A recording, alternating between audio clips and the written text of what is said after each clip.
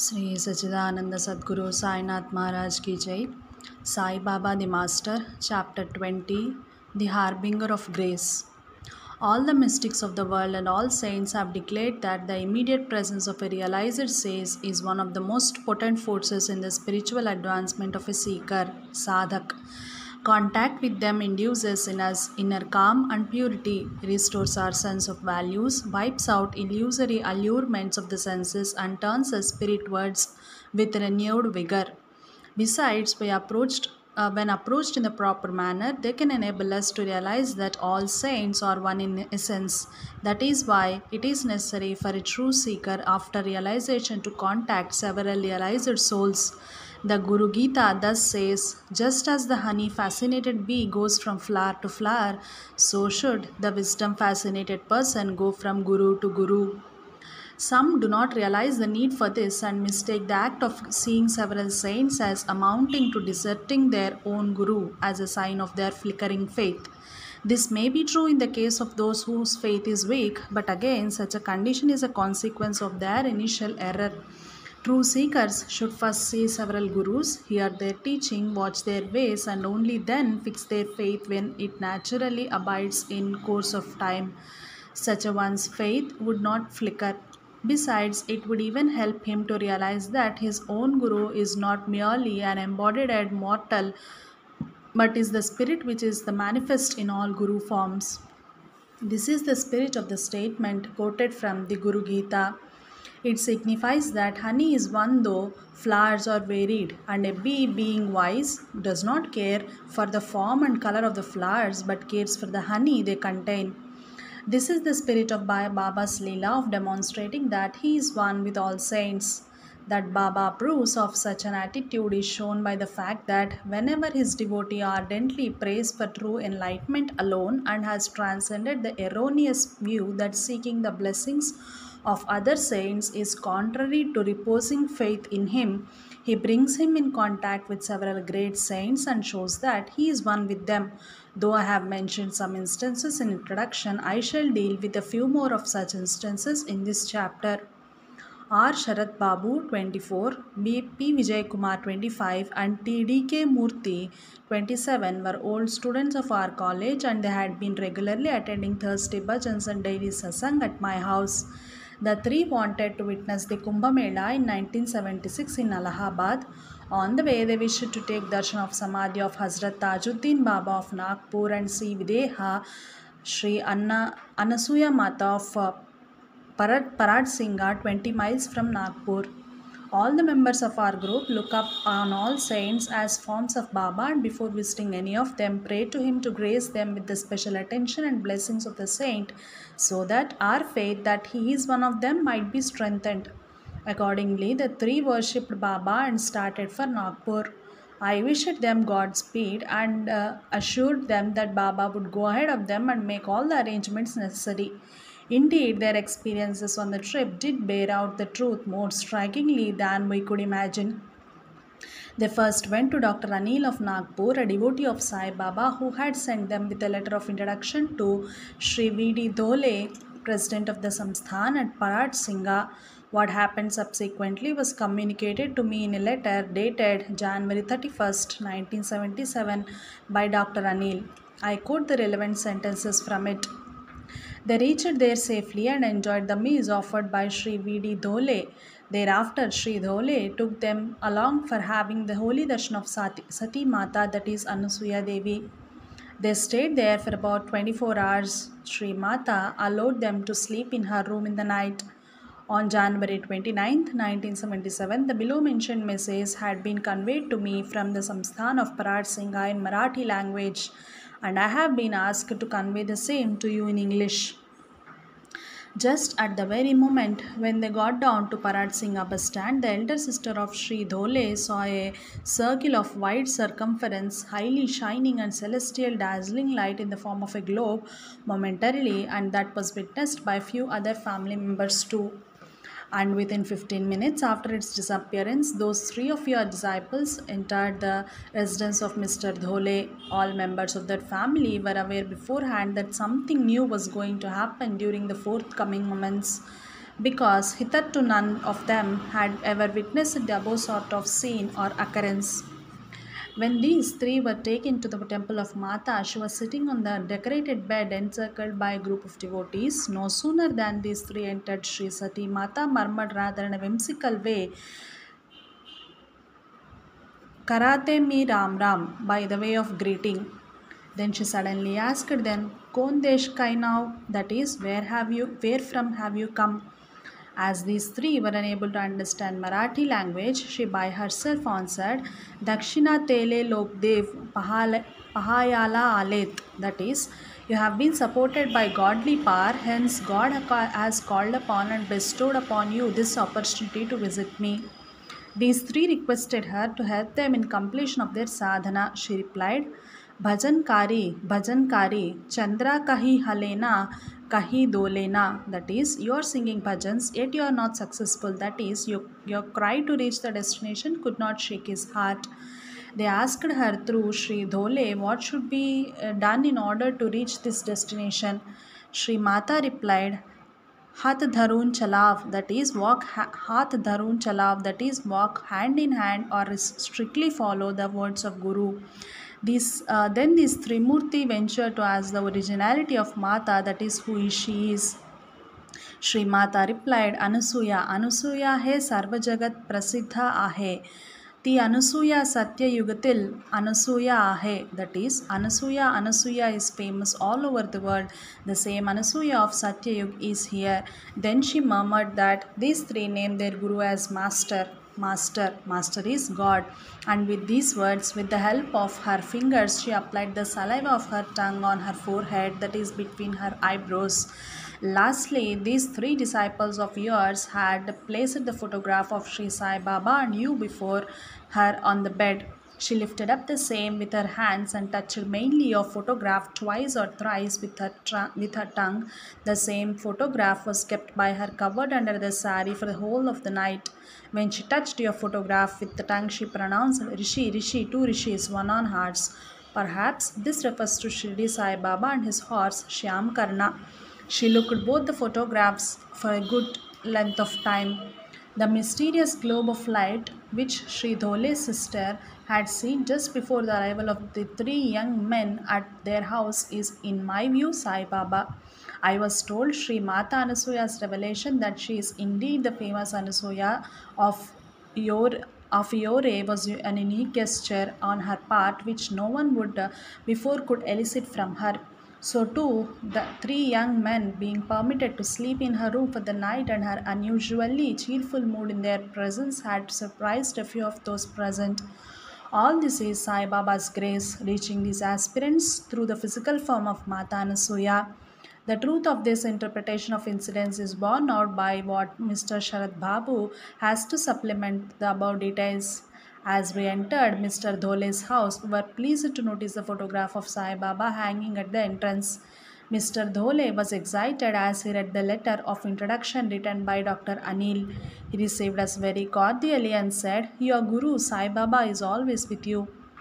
He came here just a few minutes earlier. We could not make out what he was referring to.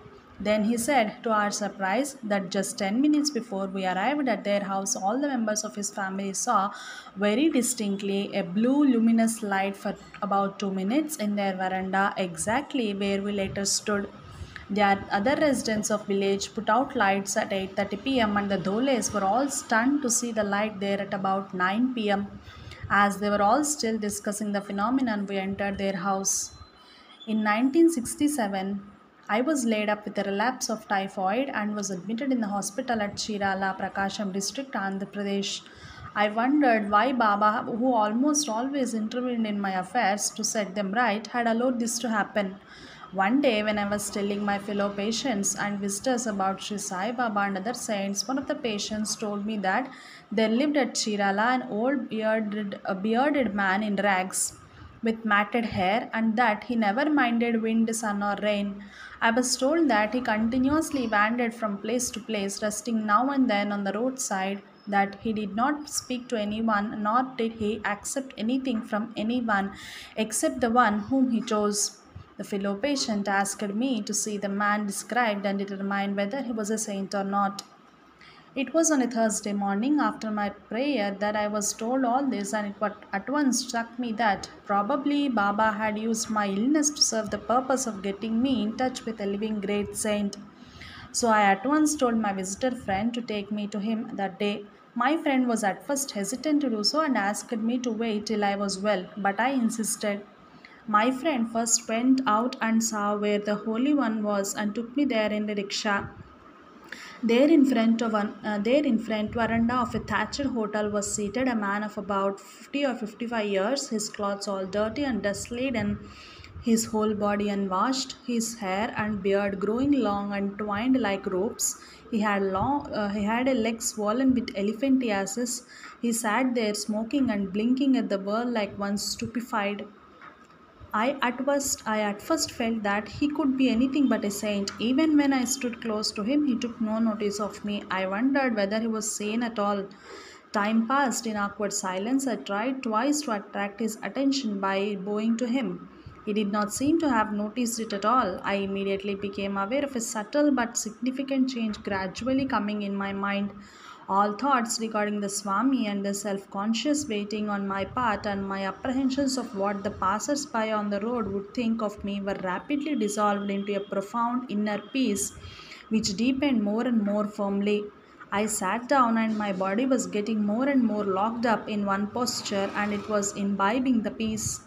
I at once knew that I was in the presence of a perfect Avadhuta. He just glanced at me and I joined my palms in salutation. He took no notice of it. I gradually grew aware of my friend's presence by my side. I felt I should see the saint alone and left for the hospital.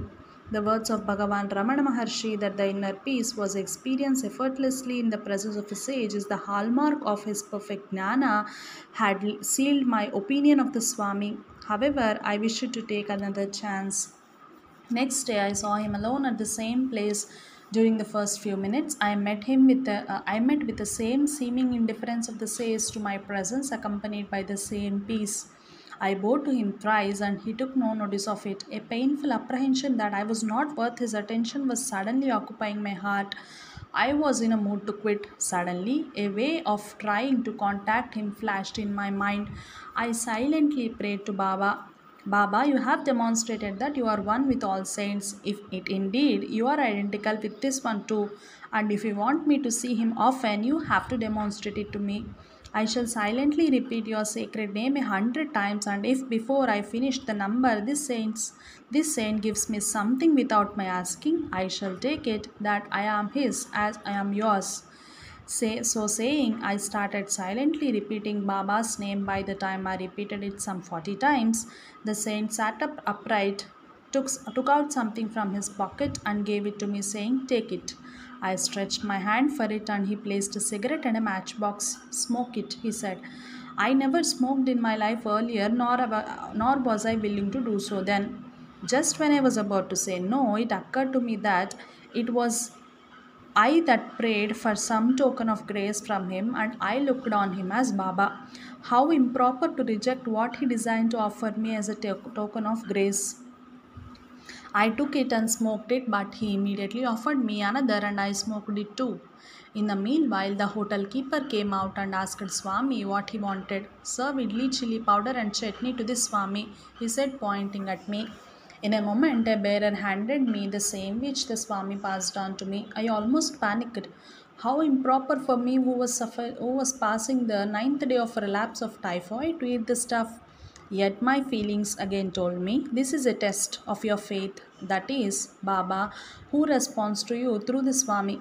I at once ate what was given. Then came dosa, upma, and a glass of milk. Then followed 2 packets of cigarettes all of which I smoked. It was 3:45 p.m. and I had to be in the hospital by 4 p.m. when the doctor arrives there. As this thought crossed my mind, the Swami said, "You may go, Swami." As I returned to the hospital in a rickshaw, I could not decide whether I should tell the doctor what I ate that day or not. I decided to wait till 10 p.m. and tell him the same if necessary. Quite surprisingly, there was no fever or any longer. It was evident that Baba gave me a great demonstration of his grace, more than I had asked for. Subsequently, for about 5 years, I visited the Swami as often as I could. Thus, Baba had blessed me with the darshan of one more great saint for which I had prayed him at Shirdi years earlier. Further, he had won for me the blessings and prasad of this saint and demonstrated that he was not different from the Avadhuta. This is a typical instance of my experiences with all saints I had seen, and in almost all cases, I invariably had a demonstration, subtle or gross, of Baba's oneness with all of them. I now firmly believe that one who is dear to Baba will invariably be so to any other great saint. One who loves Baba for no other gain than true enlightenment is sure to win the grace of other saints. To show that it is not my individual experience alone, I shall quote a few instances of other devotees' experiences known to me. Sri P. Subbaramaya, a science teacher in the high school at Kalichedu village, Nellore district, has been devoted to Sri Sai Baba since a few years. Once he visited a great saint named Avadhuta Venkaya Swami, mentioned in the introduction, and requested him to grace his house. Not now, we shall see later, he said. In 1977, Subbaramaya had completed the 13th Parayan of the Telugu version of this book by the time of Holy Guru Purnima. Quite surprisingly, a day before that holy day, the Swami visited his house, lit up the holy fire dhuni there, and blessed their family. That day, the Sai devotees of that place were performing incessant bhajan from 6 a.m. to 6 p.m. at the house of Srimati Subbamamba. The Avadhuta graced this function too for half an hour. The strangest part of it is that he never visits anyone's house, and even when there is a heavy rain, he had to be forcibly taken to further shelter into someone's, and even then he sits only in the veranda. Besides, the Swami accepted the hospitality offered by Sri Subbaramaya. His immediate disciples marveled at his quite unwanted gesture. Nothing can explain this except the grace of Baba. A. Bhaskar Reddy, an old student and a regular member of our satsang group, who is now living at Sullurpet, had tried once or twice to see the same saint, but he did not succeed. On October 12, 1977, on September 12, 1977, he went to Nellore on some work. While going along a road, he was impelled to turn a corner for no apparent reason. As he passed through a narrow street, a rickshaw passed by his side, and the person seated in it loudly told a tailor in a shop on the roadside that he was going to visit Sri Avadhuta Venkaya Swami at Golagamodi. Bhaskar stopped the rickshaw and requested the person in it to convey his pranams to the Swami, and told him that he too would try to visit the saint that day. Later at 12:30 in the afternoon, Bhaskar visited the Swami. The latter told him to sit aside for a while and come to him a little later. As Bhaskar sat in a corner, the devotees there told him a little before his arrival. The Swami said to them, "A Brahmin is coming here." It is evident that thereby the Swami was not referring to the formal caste to which Bhaskar belongs to, but to his yearning for enlightenment. Later, Bhaskar saw the Swami, and the latter said to him, "A devotee will join you. Together, both of you are going to look after the work of a temple." He repeatedly asked Bhaskar, "What do you want?" "I want only your grace," Bhaskar said. The Swami told the other devotees, "I had already blessed him, not only him, but I have blessed his village too. I have granted him lots of devotion and faith." Then Bhaskar again offered to bow to the Swami, and the latter said, "You had already earned the grace of a great ones. Where is the need to bow again?" Obviously, by great ones, the Swami meant Sai Baba and the other saints whom Bhaskar saw with Baba's grace. When he said that he had blessed not only Bhaskar but also his village, he was referring to the fact that at Bhaskar's house Thursday bhajans and satsang were being conducted, and several people of the village were attending it. Sai Baba secures for us not only the blessings of living saints but also of those who had long ago passed away. These experiences of devotees also confirm his oneness with them.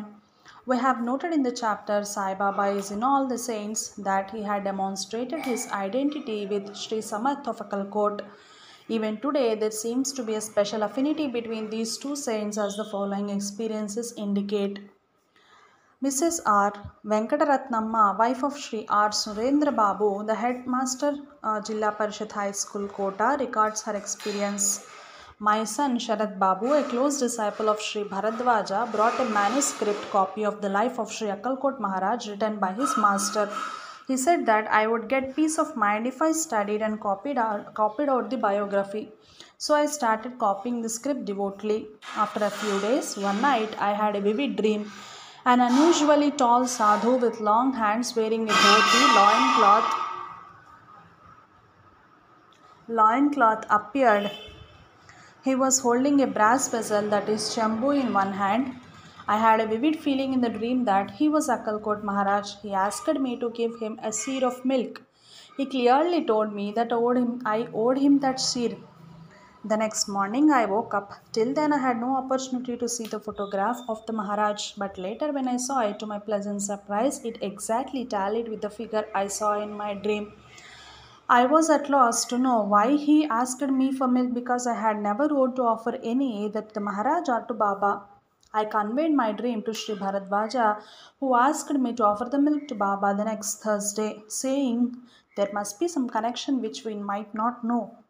The next Thursday, when I was boiling milk to be offered to Baba, my mother in law casually asked me why I was doing so. She arrived only on that day after a 15-day stay at her daughter's house. I told her about the dream. She was surprised and told me that a few days ago, when she was away, she fell ill and owed to Sri Sai Baba that she would offer a seer of milk if she recovered soon. Accordingly, she recovered soon and returned home that day. Only then I could know the purport of the dream. I realized that Sai Baba and Akkalkot Maharaj are really one in spirit. My mother-in-law owed to Sai Baba, but Akkalkot Maharaj claimed the offering. Similarly, once the mother of Mr. Sharma had darshan of Sri Samarth on several occasions, and most striking instance is as follows. Once Sri M.B.R. Sharma had completed 9 devotional readings of the life of Sri Swami Samarth. That day at noon, his mother was resting on a cot in the backyard of the house. She felt sleepy but thought that if she fell asleep, monkeys which are rampant there might slip into the house. She opened her eyes. She saw Sri Swami Samarth seated there, but strangely enough, it did not seem to surprise her. She casually thought, while the Swami is seated there, how can monkeys enter? After some time, the same doubt occurred to her, and she again looked at the back and again saw Swami sitting there. That happened some 4 or 5 times. She also saw some other holy man sitting by his side, but she did not know who it was. Much later, she got up and found nobody there. Where Baba's devotees are, there are all saints. That is the purport of this Leela. Srimati Sushila Devi and Sri Bhatkal were devotees of Bhagavan Ramana Maharshi and considered him as their guru. At the time of Bhagavan's Mahasamadhi, they were in Switzerland and could not take his last darshan. A fortnight afterwards, when they were arrived in Madras, they were approached by some devotees of Sai Baba for donation for construction of a Sai Mandir. Srimati Bhatkal told them that her guru was Bhagavan and she had to go to Tiruvannamalai first. The devotee said that Sri Ramana Maharshi and Sai Baba were not different from each other and assured her she should realize it if she visited Shirdi. She went to Shirdi on March 3, 1953. There at Gurusthan, she and her fellow devotee Srimati Dongre had a vivid darshan of Sri Ramana Maharshi in Sai Baba's photograph. She was immensely pleased with the darshan and stayed at Shirdi for 7 days and read Sri Sat Sai Satcharitra. It was the year 1974. One day, an old gentleman named A. Subbarayudu came to my room. He looked every inch a pious Orthodox Brahmin. He is the father of my friend and colleague Sri A. Purushottam Rao, Department of Mathematics. He told me that his sacred thread ceremony was performed in his 9th year, and ever since he had been assiduously attending to the japa of the sacred Gayatri mantra, but he complained that his mind was never still. I then told him of the need to resort to the succor of a great Siddha Purusha. Henceforth, every day he used to visit me, and I used to read him from my books on Swami Samartha of Akkalkot and Sai Baba. This devotional reading produced the needed impact, and he felt much relieved spiritually. During our reading the book on Swami Samarth, we came across the instance of a great saint giving his belongings like the rosary and sandals padukas to his closest disciple, and my comment thereon that such gifts from great saints would be charged with some of their spiritual vibrations and that they would keep the recipient in good stead. Then Sri Subbarayadu told me of the Muslim saint at a native place. The saint wandered as a madman. He often played on flute like musical instrument, which wafted his spirit into ecstatic trances for days on end. While everyone in the village took him for a madman, one old lady had recognized the spiritual fire in him and served him food every day. At last, one day he called at her house and gave her a staff, saying, "Mother, you have served me with loving care. The time has come for me to quit this earth. Keep this, my staff, with you as a token of my blessing. It will do you good." The lady received the staff reverentially and cherished it for some time. One day she showed it to Sri Subbarayadu. Sri Subbarayadu recounted the incident and said how blessed the old lady was, and that prior to his listening to the account of Sri Swami Samarth's life, he did not realize the value of the saint's gift to the lady. He added that the whole episode took place hardly a year or two earlier. A passing thought came to me that if I had known of the existence of such a saint earlier, I could have secured the staff myself. And I mentally complained to Baba that he had not blessed me with it. After the summer vacation, one Thursday morning, Sri Subbarayadu called at my house. I was in a hurry to leave for the college and I was slightly uneasy at the old man's arrival at such a moment. I am sorry to call on you now. I know you would be in hurry to go to college. I shall take only a few minutes' time. This is the staff that Muslim saint had given the old lady at my place, he said, putting the same in my hands. I wondered how he would get it from the lady. The old lady at my place had one day come to my house during this vacation and gave this it to me, saying that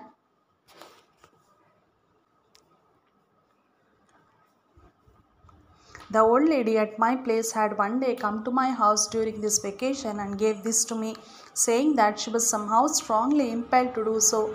I accepted it most gratefully. Ever since it came to me, I had a good push in my meditation, but somehow, since a few days of my coming here, whenever I tried to meditate, keeping the staff with me, I felt it terrible inner disturbance, much worse than before. I felt that I could not keep it any longer. It strongly occurred to me that, orthodox as I am, and the staff which carries with it the spiritual vibrations of a Muslim saint has not agreed with my vibrations, which are turned to be the Vedic tradition. But knowing the value of a gift from a saint, I could not conceive of throwing it away or even returning to the old lady. So I was thinking of giving it to someone who can cherish it with the devotion and respect it deserves. This morning, when I sat in meditation, I was thinking of this question, and suddenly you came to my mind. As you belong to the flock of Sai Baba, who has harmonized both the traditions in himself, I thought I should give it to you.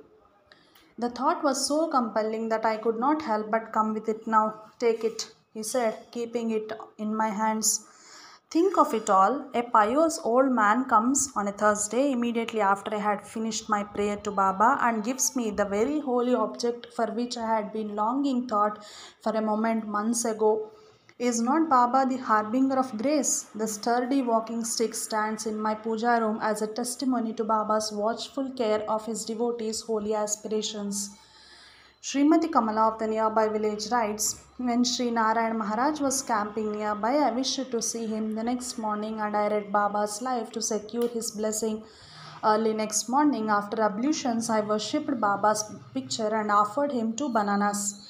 Afterwards, when I touched them, I felt something like an electric shock and passed into deep meditation, wherein I grew oblivious of everything except the picture of Baba. Then I heard a voice from it. I have taken one fruit, give the other to Narayan Maharaj. When I regained normal awareness, I found one fruit missing. The one that left was too black and soft and to be offered to Sri Maharaj. So I gave away a piece of it to everyone in the house. When I visited him, Sri Maharaj at once said, where is the fruit? Hasn't Baba told you? Have you lost your head? Why have you done like this? Then he recounted everything as it happened up my house. One day I noticed a cobra moving about the snake pit in our backyard. The next day, Sri Maharaj said, "It is a great Mahatma. It has a gem in its hood.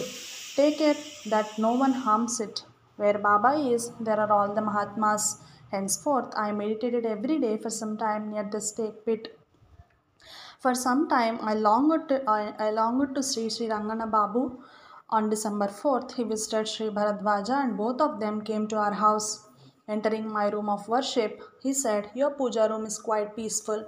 Once I took darshan of Sri Avadhuta Venkaya Swami, he accepted the gruel and biscuits we offered and gave us a little of its prasad. I meditated for some time in his presence and found that a permanent change for the better had occurred in my being. So too, when I visited the late Mataji Revati Amma in Madras and told her that I came from Sri Bharadwaja, she lovingly led me into her room, rested my head on her lap, and gave me a little of the betel she was chewing as prasad. On another visit, she presented me with her sari and blouse and blessed me, saying, "In such a place as this, you have a special place. You always have my blessing. Rest content with it." One day, as I was in bed, I had a vision in which I saw an announcement in the Hindu that Mother Revati Amma had taken Samadhi. In 4 days, I came to know that she passed away precisely at the moment of my vision, and it was announced in the same paper. Jai Sai Master.